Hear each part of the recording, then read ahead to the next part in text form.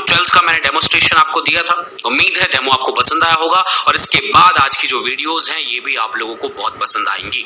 तो ध्यान से पढ़ना है। 3-4 चीजें आप लोगों के लिए एकदम कंपलसरी है कि जब भी आप मेरी वीडियोस को देखें कॉपी पेन लेकर बैठे। जो भी कॉन्सेप्ट आपको समझ में आता है उसे आप थोड़ा सा लाइन बाय लाइन आप खुद से थोड़ा बहुत लिखें और उसे याद करने की कोशिश करें। ठीक है, रिवीजन करना है और अगर आप इसके ऊपर questions line by line complete करने लग जाएंगे तो आपका बहुत बेहतर काम हो जाएगा और आप 12th प्लस नीट दोनों की बेहतर तैयारी आप कर पाएंगे। चलिए बिना समय वेस्ट किए हुए टॉपिक स्टार्ट करते हैं। आज हम पढ़ने वाले हैं चैप्टर 1 जीवों में जनन। 12th का चैप्टर 1 है, बेसिक है, इसको पढ़ना बहुत ज्यादा जरूरी है, इसलिए हम इसको पढ़ने जा रहे हैं। चैप्टर नंबर 1 जीवों में जनन क्या कहता है, सुनते हैं। टॉपिक है ना जीवों में जनन से टॉपिक को अगर हमें पढ़ना है तो हमें सबसे पहले 2-3 बातें जानना जरूरी है कि जीवित के बारे में पता होना चाहिए कि हु इज जीवित, कौन जीवित है और जनन क्या चीज है। तो आइए स्टार्ट करते हैं। जनन के बारे में टॉपिक समझने की कोशिश करते हैं कि व्हाट इज जनन। आज हम क्या पढ़ने वाले हैं, हम पढ़ने वाले हैं जनन के बारे में कि जनन क्या चीज है, जनन क्या चीज है। फिर जनन के टाइप पढ़ेंगे, अलैंगिक जनन और लैंगिक जनन के बारे में बात करेंगे हम। तो अलैंगिक भी हो सकता है, लैंगिक भी हो सकता है, ये क्या क्या इनके अंदर हम डिटेल करने वाले हैं। और ये बहुत बेसिक सा चैप्टर है, बहुत ज्यादा डिटेल में हमें नहीं जाना है, हमें सिर्फ इनका मतलब पता करना है। ये चैप्टर बहुत ज्यादा जरूरी है। 12th में इसके ऊपर में 3 से 4 नंबर के क्वेश्चन आ सकता है और नीट में तो एक क्वेश्चन पक्का है इसके ऊपर में, और बहुत छोटी छोटी टॉपिक के ऊपर में क्वेश्चन आते हैं। इसलिए अगर आप इन टॉपिक को कवर कर पाएंगे तो आपका एक बढ़िया वेटेज बनेगा एग्जामिनेशन पे। आसान चैप्टर्स को हमेशा आसान ही बने रहने देना चाहिए और ये हमारी मजबूती होनी चाहिए हमारे एग्जामिनेशन पे। जब हम एग्जाम दें तो हमें इन जैसे आसान चैप्टर जो बच्चे कभी बार पढ़ते भी नहीं है, तो इन चैप्टर्स को आसान बना लीजिए, अपने मुट्ठी में भर लीजिए तो आपको टॉपिक बन जाएगा। स्टार्ट करते हैं। जनन क्या चीज है। अब जनन के बारे में अगर आपको समझना है तो व्हाट इज रिप्रोडक्शन पहला इंपॉर्टेंट टॉपिक आता है। तो एकदम सीधी सी बात है, छोटे छोटे डेफिनेशन हमें बनानी है कि जनन का मतलब अपने ही समान संततियों को उत्पन्न करना, कि जो विधि है अपने ही समान ऑफस्प्रिंग, अपने बच्चे पैदा करने की जो क्षमता है वो जनन कहलाती है। एग्जाम्पल के लिए एक बैक्टीरिया है तो अपने नए बैक्टीरिया बना रहा है, मनुष्य है तो नए मनुष्य बना रहा है, शेर है तो नया शेर बना रहा है, गाय है तो नई गाय बना रहा है। ये जो बन रहा है यही प्रक्रिया का नाम जनन है। पहले बेसिक टॉपिक को समझिएगा क्योंकि यही चीजों में फंसा सकता है सवालों पे। तो जनन है क्या, अपने ही समान, लगभग समान, पूरी तरह से कंपलसरी समान नहीं। देखो मैं मनुष्य हूं, हमारे बच्चे पैदा होंगे वो भी मनुष्य रहेंगे, नाक वहीं, कान वहीं, मुंह वहीं, सब कुछ वहीं, सॉरी नाक आंख मुंह कान वहीं सब कुछ, परंतु कुछ विभिन्नताएं भी रहेंगी और कुछ समानताएं भी रहेंगी। तो इन्हीं आधार पर हमें पढ़ना है कि ये चीज होती है जनन। तो सबसे पहला टॉपिक क्या है भाई, सबसे पहला टॉपिक ये है कि क्या है, ऑफस्प्रिंग को जन्म देता है। सबसे पहली बात रिप्रोडक्शन मतलब ऑफस्प्रिंग को जन्म देना, मतलब संततियों को। ठीक है, तो संततियों को जन्म देने की जो प्रक्रिया है वो रिप्रोडक्शन कहलाती है, वही कहलाता है जनन। बहुत बढ़िया। जनन के लिए क्या क्या चीजों की आवश्यकता होती है तो हम आपको कुछ 2-4 चीजों के बारे में पढ़ने जा रहे हैं अभी हम, फिर हम आएंगे अपने वापस टॉपिक पे। अब अगला पार्ट जो हमारा इसमें जो पढ़ने लायक है, अब इस डायग्राम को देखिए, यहाँ पर देखिए, ये मान लो तो एक फंगस है, तो एक अपने आप को 2 बनाया। ये पौधे हैं, ये उड़ उड़ के एक जगह दूसरी जगह पे जा रहा है। ये वाला पौधा आपने बहुत देखा होगा, ये उड़ उड़ के स्पोर के माध्यम से नए पौधे पैदा करेगा। मनुष्य में इस प्रकार के बच्चे पैदा हो रहे हैं, ये है इस तरह से पेंगुइन ऐसे बच्चे पैदा करता है। ओवरऑल बच्चे पैदा करना है, अपने ही समान संततियों को उत्पन्न करना है, ये वो जो चीज है जिसे हम जनन कहते हैं। सिंपल सा पार्ट है। आगे आते हैं लाइफ स्पैन के बारे में जब हम बात करते हैं, इसके बाद जो दूसरा टॉपिक आता है लाइफ स्पैन। आप बच्चे कहेंगे अचानक से जनन पढ़ाते पढ़ाते जीवन काल क्यों पढ़ाने लग गए, तो हमें जीवन काल को भी जानना जरूरी है क्योंकि इसका भी रिलेशन जो है वो जनन से है। तो एक मनुष्य जब जन्म लेता है और उसकी प्राकृतिक मृत्यु तक का बीच का जो समय है वो सारा लाइफ स्पैन कहलाता है, जीवन काल कहलाता है। जीवन से क्या रिलेशन, जब ये जीवित होता है, जब ये पैदा होता है तो बच्चा होता है। मतलब एक मनुष्य की बात करें या किसी भी जानवर की बात करें, किसी भी जीव की बात करें, तो जब पैदा होता है और जब मर जाता है, इसके बीच की जो समय काल है उसे अपन लाइफ स्पैन कहते हैं। और यह एक बहुत जरूरी पॉइंट है। अभी आपको पता चलेगा कि मैं जनन में इसे क्यों बता रहा हूं। क्योंकि मनुष्य है 12-13 साल तक परिपक्व होता है, तब तक हम बच्चे होते हैं। 12-13 साल के बाद परिपक्व होने के बाद हम वयस्क होते हैं और 40-45 साल तक हम युवा रहते हैं, जब तक हम जनन कर सकते हैं। उसके बाद वृद्धावस्था में आ जाते हैं। तो जीवन काल का यहाँ पर एक बहुत बड़ा रिलेशन है कि अलग अलग जीव जंतुओं के अलग अलग टाइप के जीवन काल हैं, तो अलग अलग प्रकार से वो जनन भी करेंगे। तो लाइफ स्पैन समझ में आ गया। हाँ। दूसरा एक पॉइंट आता है कि अब ये जिंदा है, उसके बाद मर गए। हाँ। ये अभी जिंदा है, उसके बाद मर गए मनुष्य, लेकिन इनको दुनिया में बनाकर कौन रखा है? मनुष्य हम हैं, हम कल चले जाएंगे, लेकिन इस दुनिया में फिर भी मनुष्य हैं। इन्हें बनाया किसने?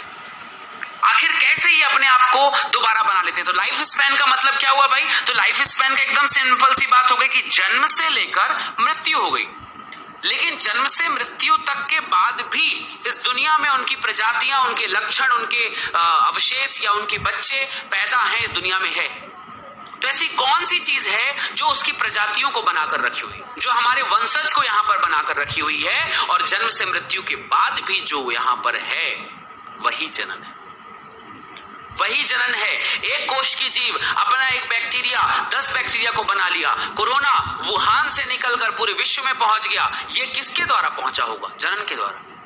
एक कोरोना जो आपके शरीर में है, शायद वो मर भी गया हो, लेकिन कोरोना के इतने सारे फॉर्म इस दुनिया में है, तो ये जनन के द्वारा ही हुआ। इसलिए अपने समान संततियों और अपनी उपस्थिति को यहां बनाए रखने के लिए हमें जनन की बहुत ज्यादा आवश्यकता है।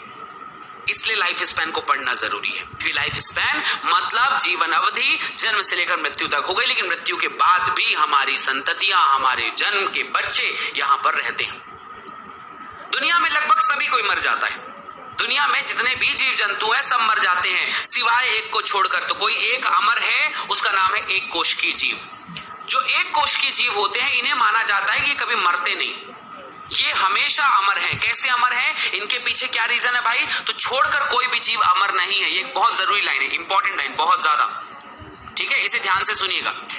आपसे पूछा जाएगा कौन सी कोशिकाओं को, कौन से जीवों को अमर माना जाता है, तो आप याद रखेंगे एक कोशिकीय, बाकी सब लोग मर जाते हैं। क्या अंतर है इनके बीच में? भाई देखो, ये एक कोशिका है, इस कोशिका के अंदर जो है एक प्रकार का मान लो केंद्रक है, या केंद्रक नहीं भी है तो कोई दिक्कत नहीं है।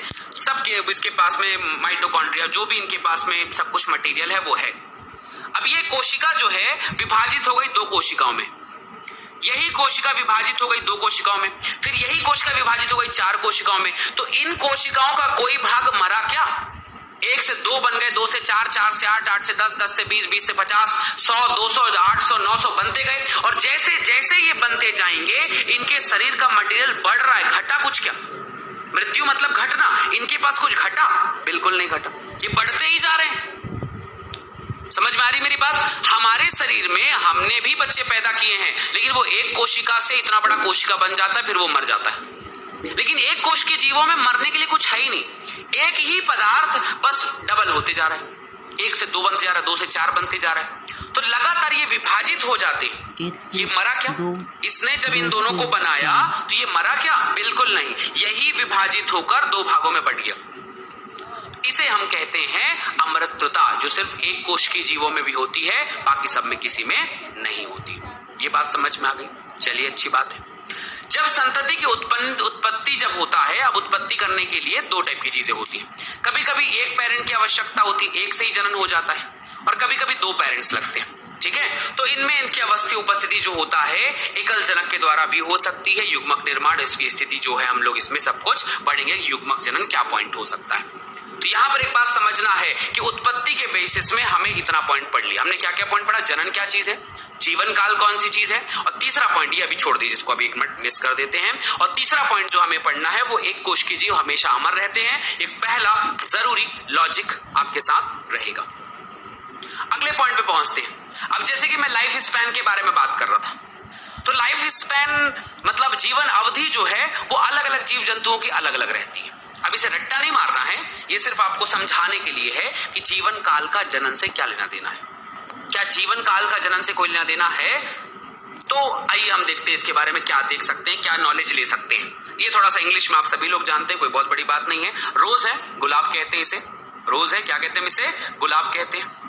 गुलाब का जीवन काल हमेशा याद रखिएगा 5 से 7 साल का होता है, कोई बड़ी बात नहीं है। राइस का प्लांट, चावल का प्लांट जो है 3 से 7 महीने का होता है। इसके अलावा बनियान ट्री मतलब बरगद, बनियान मतलब क्या हो गया, बरगद, ये 400 साल से ज्यादा जी सकता है। ठीक है, ध्यान दीजिएगा मेरी बात को। बनाना ट्री, केला 2 से 3 साल जिंदा रहता है। इसके अलावा डॉग 22 साल तक जिंदा रह सकते हैं, अलग अलग प्रजातियों का। अलग बटरफ्लाई 1 से 2 हफ्ते जिंदा रहती है। इसके अलावा फ्रूट फ्लाई 2 वीक्स जिंदा रहता है। रट्टा नहीं मारना आप लोगों को कि कौन कितना जिंदा रहता है, मैं आपको एक सिर्फ कॉन्सेप्ट बता रहा हूं, वो ध्यान पे रखिएगा। पैरट तोता 140 साल जिंदा रहता है। क्रोकोडाइल यहाँ पर 60 साल जिंदा रहता है। क्रोकोडाइल मतलब मगरमच्छ, ठीक है। हॉर्स जो है 40 से 50 साल जिंदा रहता है। टॉर्टॉइस यहाँ पर 100 से 150 साल तक जिंदा रहता है। और क्रो जो है आपका मतलब कौवा 15 साल जिंदा रहता है। काऊ आपकी 22 साल जिंदा रहती है। एलिफेंट आपका 50 से 70 साल जिंदा रहता है। अब इसमें 2 चीजें पूछी जाएंगी जीवन काल के ऊपर में, लाइफ स्पैन के ऊपर में पूछा जाएगा 2 चीजें। क्या लाइफ स्पैन का जनन की अवधि पर या जनन पर कोई फर्क पड़ता है? बिल्कुल नहीं। आकृति का कोई फर्क पड़ता है? आप देखो दोनों को, आप यहाँ पर देख रहे हो पैरोट को, आप यहाँ पर देख रहे हो पैरोट को, देखो इसको यहाँ पर, ये पैरोट, ठीक है, और यहाँ पर हो गया क्रो। दोनों तोता और मिट्ठू, ठीक है, तोता और क्या बोलते कौवा, ये दोनों के दोनों जो हैं समान आकृति के हैं। लेकिन दोनों के जीवन काल में कितना बड़ा अंतर है, देखो दोनों के जीवन काल में कितना बड़ा अंतर है, यही चीज मैं आपको बताना चाह रहा हूं। ठीक है, टॉर्टॉइस जो है वो इतना छोटा होता है, 150 साल जिंदा रहता है। ठीक है, और एक जो हाथी है वो 50 से 70 साल ही बस जिंदा रहता है। तो यहाँ पर एक बात आती है कि बहुत सारे जीव जंतु, एग्जाम्पल के लिए बनियान ट्री हो गया, बरगद का पेड़, और मान लेते हैं आम का पेड़, लगभग आकार में दोनों बराबर ही रहते हैं, आकृति सेम रहती है दोनों की, लेकिन जीवन काल में बहुत ज्यादा अंतर है। बरगद 400 साल से जिंदा रह सकता है, आम मैक्सिमम 100 से 200 साल। तो यहाँ पर एक बात समझ में आती है कि शरीर की आकृति क्या होता है, शरीर की आकृति। तो आप यहाँ पर एक बात लिखेंगे कि शरीर की आकृति का जीवन काल से कोई संबंध नहीं, आकृति का जीवन काल से संबंध नहीं है, मतलब उससे कोई खास रिलेशन नहीं है, वो उसकी वजह से होते हो ऐसा बिल्कुल भी नहीं। ये है लाइफ स्पैन के बारे में कहानियां। अगर आप इसमें से किसी के ऊपर इंटरेस्ट है तो उसका जीवन काल याद कर लो, और नहीं आ रहा है कोई दिक्कत की बात नहीं, मत करना। ठीक है, अगर आपको इंटरेस्ट आ रहा है इसे याद करने में तो आप याद कर सकते हो भाई। अगर आप किसी को डॉग को इंटरेस्ट है तो 22 साल जिंदा रहता है, बाकी रट्टा नहीं मारना है। अगर आपको कौवे पे इंटरेस्ट है तो याद कर लेना 15 साल जिंदा रहता है। पैरट जो तोता है वो 140 साल जिंदा रहता है, ये बात भी याद रख लेना। तो ये सब अंतर आप लोगों को याद रखने हैं, कॉन्सेप्ट बनाकर रखना है कि जंतुओं में और मनुष्यों में ऐसा जीवन काल अलग अलग लोगों का रहता है, और वो अलग अलग तरीके से ही जनन करने के लिए माने जाते हैं, रिप्रोडक्शन करने के लिए वो अलग अलग तरीके से ही माने जाते हैं, उनके बीच में कोई खास रिलेशन ऐसा नहीं है। अगले पॉइंट पे पहुंचते हैं। ठीक है, हमारा जनन हो गया। अब ये जनन करने के लिए सीधी सी बात है भाई कि एक आदमी है, एक कोशिका है, 1 से 2 बनने चाहिए या 2 से जैसा भी बने, तो हमें संततियों को उत्पन्न करना है, ये हमारा काम है, यही जनन का तरीका है। जनन के लिए हमें लाइफ स्पैन का जरूरत पड़ना पड़ता है। दुनिया में अमर एक कोश की जीव बस है। क्यों है ये पॉइंट याद रखिएगा, बहुत नेट में पूछा गया, क्योंकि भाई ये अपने आप को विभाजन कर लेते हैं। फिर हम लोगों ने जीवन अवधि के बारे में पढ़ा। अब जो आपका जनन है वो 2-3 प्रकार से हो सकता है। ठीक है, अब हम इसके आगे अगर अपन जाते हैं तो जनन 2 प्रकार से हो सकता है भाई। आइए यहाँ पर पॉइंट बना लेते हैं यहाँ पर कि जनन जो है आपका कितने प्रकार का हो सकता है। जनन हमारे पास में 2 प्रकार का होता है, फ्लो चार्ट बना लेते हैं। एक को हम कहते हैं बेटा सेक्सुअल, सेक्सुअल का मतलब होता है हिंदी में लैंगिक जनन। ठीक है, और दूसरा वर्ड होता है एसेक्सुअल, मतलब अलैंगिक जनन। दोनों के बीच में मुख्य अंतर क्या है? जनन आप समझ गए ना, एक से बच्चे पैदा करना जनन है। 2 प्रकार से हो सकता है, सेक्सुअल और असेक्सुअल। हम सेक्सुअल और असेक्सुअल के बीच में मुख्य अंतर पढ़ते हैं भाई कि दोनों के बीच में, लैंगिक और अलैंगिक के बीच में मुख्य अंतर क्या है। जब हम सेक्सुअल रिप्रोडक्शन करते हैं, मतलब एक बात यहाँ पर क्लियर होती है कि लैंगिक जनन में यहाँ पर एक होता है नर और एक होता है मादा। सेक्स होना बहुत जरूरी है। ठीक है, male is a sex, female is also sex. ठीक है, दोनों जो हैं नर और मादा दोनों पाए जाएंगे, नर और मादा दोनों पाए जाएंगे। तो इसलिए ये पॉइंट याद रखिएगा कि इनके पास में 2 पेरेंट होते हैं। दो पेरेंट्स की आवश्यकता है, दो जनकों की आवश्यकता है। इसमें जनन के लिए दो जनक की आवश्यकता होती है, दो जनक, एक नर होना चाहिए, एक मादा होना चाहिए, एक नर होना चाहिए, क्या होना चाहिए, मादा। तो बाई पेरेंटल है, दो पेरेंट्स है इसके पास में, और इसे कहा जाता है भाई यूनी पेरेंटल, मतलब अलैंगिक जनन के लिए केवल एक जनक की आवश्यकता है, वही सब कुछ काम कर देगा। ठीक है, सारा काम जो होता है एक जनक ही यहां पर कर देता है। सिंपल सा आप देखिए कि जनन जब आप करते हैं तो पहला नर और मादा चाहिए यहां पर। ठीक है, अच्छा जब नर और मादा है इनके पास में तो क्या करेंगे नर और मादा, क्यों जरूरी है भाई, तो नर का लैंगिक अंग होना चाहिए, मादा का लैंगिक अंग होना चाहिए। तो लैंगिक अंग क्या बनाएगा बेटा यहाँ पर, ये पहले बनाएगा नर युग्मक। जैसे मान लीजिए एक मनुष्य है, तो मनुष्य क्या बनाता है, शुक्राणु, शुक्राणु क्या बनाता है, शुक्राणु नर, और ये जो है वो बनाएगा मादा युग्मक, क्या बनाएगा, मादा युग्मक, और जब ये मादा युग्मक बनाएगा तो ये हो जाता है मान लो अंडाणु। तो यहां पर एक बात समझ में आती है कि जब हम सेक्सुअल रिप्रोडक्शन की बात करते हैं तो दो नर और मादा की आवश्यकता है, साथ ही साथ नर युग्मक और मादा युग्मक की भी आवश्यकता है, परंतु यहां पर कोई युग्मक की आवश्यकता नहीं है, ये पॉइंट लिख लीजिएगा, युग्मक आवश्यक नहीं है, यहां पर कोई युग्मक नहीं बनता, इसमें युग्मक की आवश्यकता ही नहीं, एक जनक से काम चल जाएगा, युग्मक की आवश्यकता नहीं है, यहां पर युग्मक बनेंगे। चलो अब युग्मक बने हैं तो तीसरा